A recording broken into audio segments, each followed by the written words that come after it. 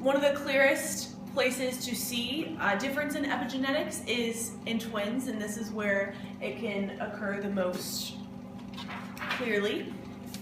So if we look here, this shows a graph of a set of twins and their epigenetic markings. So here we have twins at the age of 3. The top one is one twin, bottom part is another twin. And if you look, their markings, their genetic markings are pretty much identical. Whereas by the time they hit 50 years old, it's almost completely different. And that just shows that they've gone through completely different life paths, have lived in different environments, which is why their markings have changed drastically. Here we have, these are the methyl groups, and this is where, this is the epigenetic predisposition that was supposed to be kind of inherited by these twins.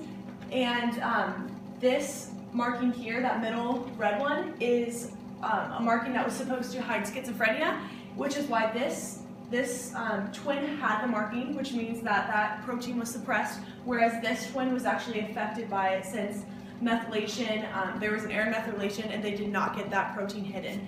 So if you look here, this is them going through the process of accumulating schizophrenia. So scientists have done many research experiments that have tried to prove the occurrence of epigenetic inheritance, and one was an experiment done at the University of Zurich in Switzerland with 2 different mice groups. So one group, which was the varial group, they separated mice from their birth mother from the moment that they were birthed, and the varial group that was taken away from their mothers actually ended up later in life being much more reckless than the control group who stayed with their mothers from birth. They were much more likely to go into unknown areas and whatnot. And what they found was when those mice, the variable group mice, had offspring, their offspring had the same reckless behavior, and so did generation 2. Another study was done with mice that showed and exemplified traumas being passed down and inherited, and that was a study done at the Emory University, where they shocked male mice every time they exposed the mice to the smell of acetylene, which is like a scent they use in perfume very often, and every time they smelt it, they obviously were scared and they would run. And what happened was when they bred them, their offspring had the same effect to acetylene and were scared even though they weren't exposed to the shocking. And so did, again, the generation 2. How scientists still don't know, it's still a phenomenon. They're not sure exactly how this occurs.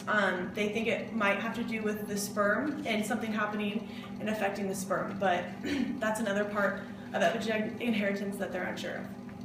Another study was done with humans, and it was testing, it was a Holocaust study with 32 Jewish men and women that experienced concentration camps or were hiding in World War II, and they compared it with Jewish families that were outside of Europe.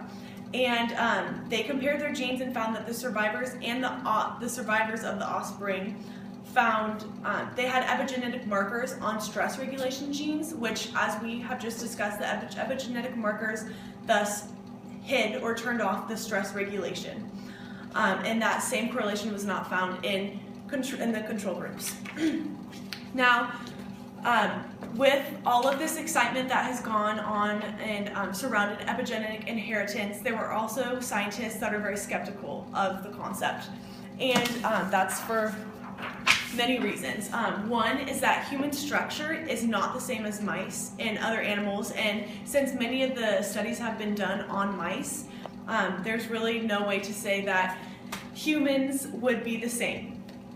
Other factors also could contribute to persistent problems in multiple generations of families. Since humans are so complex, there's no way to completely tell and isolate one factor, and knowing that that's the reason that their genetics are different.